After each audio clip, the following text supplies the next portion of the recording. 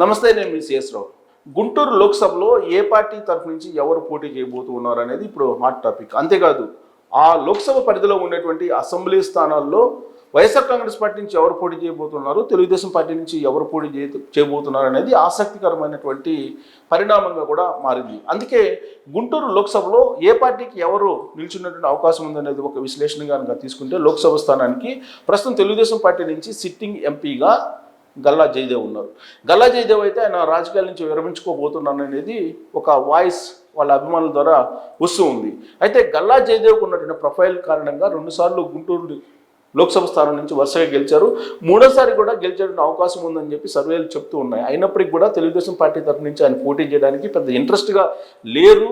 ఆయన కేవలం వ్యాపారాలకే పరిమితం కావాలి అనేటువంటి ఉద్దేశంతో ఉన్నారు అనేది కూడా వినిపిస్తుంది.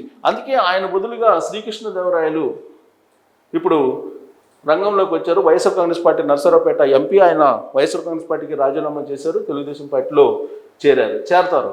చేరిన తర్వాత ఆయన గుంటూరు నుంచి ఈసారి పోటీ చేయబోతున్నారు అనేది వినిపిస్తుంది. కానీ కృష్ణదేవరాయలు తాజాగా చేసినటువంటి కామెంట్ ప్రకారం నర్సరావుపేట నుంచి ఏ పార్టీ తరఫు నుంచి అయినా కానీ నేను పోటీ చేస్తానని చెప్తున్నారు అని అంటే, బహుశా నర్సరావుపేట నుంచి మళ్ళీ ఈసారి కూడా తెలుగుదేశం పార్టీ నుంచి పోటీ చేసే అవకాశం ఉంది. గతంలో వైఎస్ఆర్ కాంగ్రెస్ పార్టీ నుంచి పోటీ చేశారు, ఈసారి శ్రీకృష్ణదేవరాయలు నర్సరావుపేట లోక్సభ స్థానం నుంచి పోటీ చేసేటువంటి అవకాశం ఉంది. అలాంటప్పుడు గుంటూరుకి తెలుగుదేశం పార్టీకి ఎవరు పోటీ చేసేటువంటి అవకాశం ఉంది అనే దాని మీద చర్చ జరుగుతుంది. 28వ తారీఖున గల్లా జయదేవ్ ఒక కీలకమైనటువంటి మీటింగ్ను పెట్టుకుంటున్నారు. సో ఆ మీటింగ్లో ఒక సంచలనమైనటువంటి ప్రకటన చేయబోతున్నారు అనేది వినిపిస్తూ ఉంది. సో ఇక్కడ గుంటూరు లోక్సభ స్థానానికి సంబంధించి గల్లా జయదేవే మళ్ళా తెలుగుదేశం పార్టీ నుంచి పోటీ చేసేటువంటి అవకాశం ఉందా అనేది కూడా వినిపిస్తుంది. సో గల్లా జయదేవ్ ఇప్పుడు ఉన్నటువంటి పరిస్థితుల్లో ఖచ్చితంగా అతని ప్రాధాన్యత కావాలని చెప్పి తెలుగుదేశం పార్టీ కోరుకుంటుంది. అందుకే మళ్ళా గల్లా జయదేవ్కే అవకాశం ఉండేటువంటి ఛాన్స్ ఉంది. గల్లా జయదేవ్ని వదులుకునేటువంటి ఛాన్స్ టీడీపీ కోరుకోవట్లేదు. కాబట్టి టీడీపీ తరఫు నుంచి గల్లా జయదేవే మళ్ళీ గుంటూరు నుంచి ఉండే అవకాశం ఉంది. అది కనుక వాస్తవం అయితే కనుక నర్సరావుపేట నుంచి శ్రీకృష్ణదేవరాయలు ఉండేటువంటి అవకాశం ఉంది. ఇక గుంటూరు టీడీపీ నుంచి అయితే గల్లా ఉంటుంది. ఒకవేళ గల్లా లేకపోతే కనుక శ్రీకృష్ణదేవరాయలు ఉండేటువంటి అవకాశం ఉంది. శ్రీకృష్ణదేవరాయలు లేదా గల్లా, శ్రీకృష్ణదేవరాయలు ఉండేటువంటి అవకాశం ఉంది. సో ఇక లోక్సభ వైసీపీకి ఎవరున్నారు ఈసారి గుంటూరు నుంచి ఎవరు పోటీ చేసేటువంటి అవకాశం ఉందనంటే, ఇప్పటి వరకు కూడా లోక్సభ స్థానానికి సంబంధించి ఒక ఫైనలైజేషన్ అయితే తీసుకురాలేదు వైఎస్ఆర్ కాంగ్రెస్ పార్టీ. సో రాబోయేటువంటి రోజుల్లో ఇతర జిల్లాల నుంచి డంప్ చేసుకునేటువంటి అవకాశం ఉందా, లేదంటే ఇప్పుడు రాజ్యసభ సభ్యుడిగా ఉన్నటువంటి అయోధ్య రెడ్డి లేదా అక్కడి నుంచి వేణుగోపాల్ రెడ్డి ఉన్నారు, వేణుగోపాల్ రెడ్డి నర్సరావుపేటకి పోటీ చేయించేటువంటి అవకాశం ఉందని కూడా అంటున్నారు. సో గుంటూరు నుంచి కొత్త అభ్యర్థిని నిలిపేటువంటి అవకాశం ఉంది. వాస్తవంగా జగన్మోహన్ రెడ్డి అనుకున్న దాని ప్రకారం అయితే క్రికెటర్ అంబటి రాయుడు గుంటూరు లోక్సభ స్థానానికి క్యాండిడేట్గా భావించారు. అందుకే ఆయన వైఎస్ఆర్ కాంగ్రెస్ పార్టీలోకి తీసుకోవడం కూడా జరిగింది.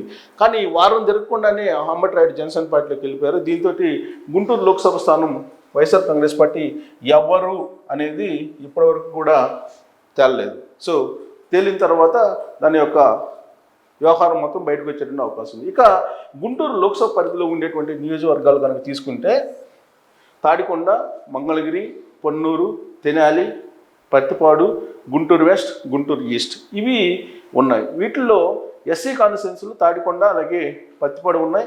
ఇప్పటికే వైఎస్ఆర్ కాంగ్రెస్ పార్టీ అసెంబ్లీ నియోజకవర్గాల్లో కొన్ని మార్పులు కూడా చేయడం జరిగింది. తాడికొండ నుంచి మేకతోటి సుచరిత ఈసారి పోటీ చేయబోతున్నారు. గతంలో ఈమె పత్తిపాడు నుంచి పోటీ చేశారు. హోంశాఖ మంత్రిగా కూడా పనిచేశారు ఆవిడ.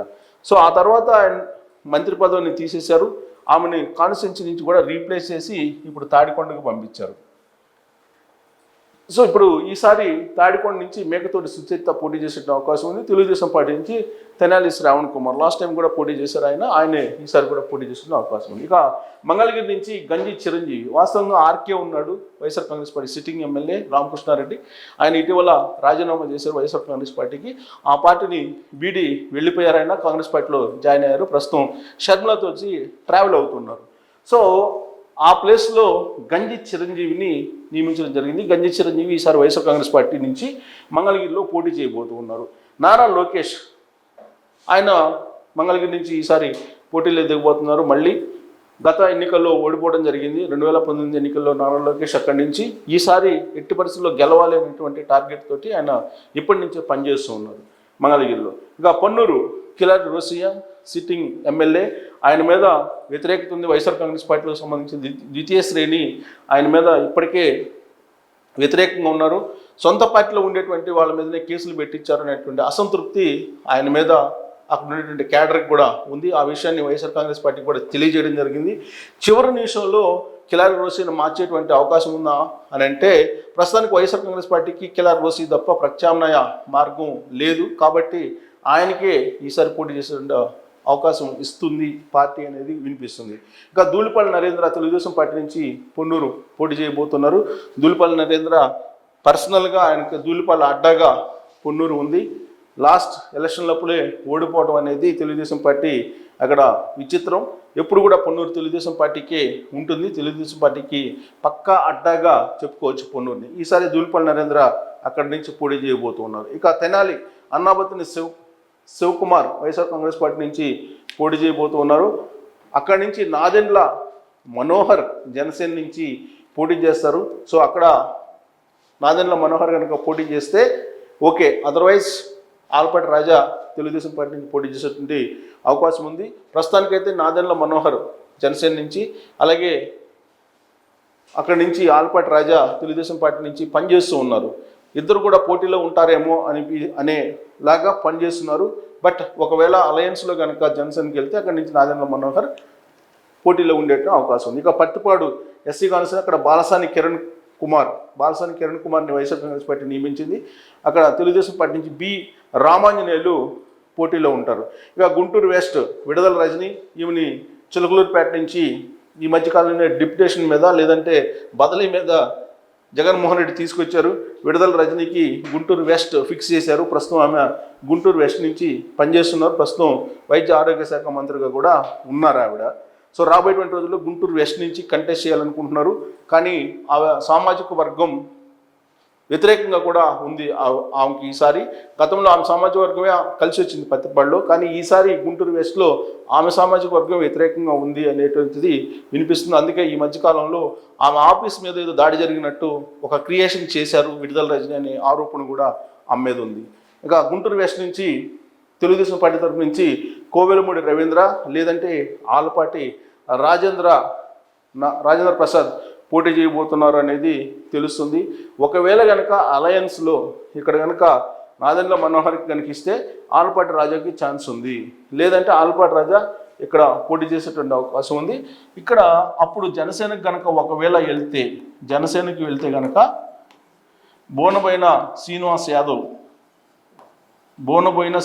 యాదవ్ పోటీ చేసేటువంటి అవకాశం ఉంది అక్కడ జనసేన కనుక ఇస్తే. కాబట్టి గుంటూరు వెస్ట్ ఆప్షను తెలుగుదేశం పార్టీకి ఇంకా ఫైనల్ కాలేదు. 2 పేర్లు ఉన్నాయి. ఒకవేళ జనసేనకి ఇస్తే కనుక బోనబోయిన శ్రీనివాస్ యాదవ్కి ఇచ్చే అవకాశం ఉంది. ఇక గుంటూరు ఈస్ట్ షేక్ నూరి ఫాతిమా వైఎస్ఆర్ కాంగ్రెస్ పార్టీ నుంచి, తెలుగుదేశం పార్టీ నుంచి నసీర్ అహ్మద్ ఈ ఫైనల్ అయిపోయినాయి. సో ఫైనల్ అయినటువంటి అభ్యర్థులు వీళ్ళు. వైఎస్ఆర్ కాంగ్రెస్ పార్టీ తరఫు నుంచి గుంటూరు లోక్సభ పరిధిలో ఉండేటువంటి అసెంబ్లీ స్థానాలకు వైఎస్ఆర్ కాంగ్రెస్ పార్టీ అభ్యర్థులు వీళ్ళు, తెలుగుదేశం పార్టీకి సంబంధించినటువంటి అభ్యర్థులు వీళ్ళు. దాదాపుగా ఇదే లిస్ట్ ఫైనల్ అయ్యేటువంటి అవకాశం ఉంది. గుంటూరు లోక్సభ అభ్యర్థులు కనుక ఫైనల్ అయితే ఈ మొత్తం అసెంబ్లీకి సంబంధించినటువంటి అభ్యర్థులు కూడా ఈ కొన్ని 1-2 సందేహాలు ఉన్నాయి, అవి కూడా నివృత్తి అయ్యేటువంటి అవకాశం ఉంది. ఇప్పటివరకు ఉన్నటువంటి సమాచారం ప్రకారం అయితే కనుక లోక్సభకు కానీ అసెంబ్లీకి కానీ వీళ్ళే ఫిక్స్ అయ్యేటువంటి అవకాశం ఉంది. సో గుంటూరు లోక్సభకి వైఎస్ఆర్ కాంగ్రెస్ పార్టీ నుంచి ఎవరు అనేది తేలిన తర్వాత మిగతా దానికి క్లారిటీ వచ్చేటువంటి అవకాశం ఉంది. ఇప్పటివరకు అయితే ఈ అభ్యర్థులే వచ్చే ఎన్నికల్లో అసెంబ్లీ వారీగా నించునేటువంటి ఛాన్సెస్ ఉన్నాయి. Thank you very much.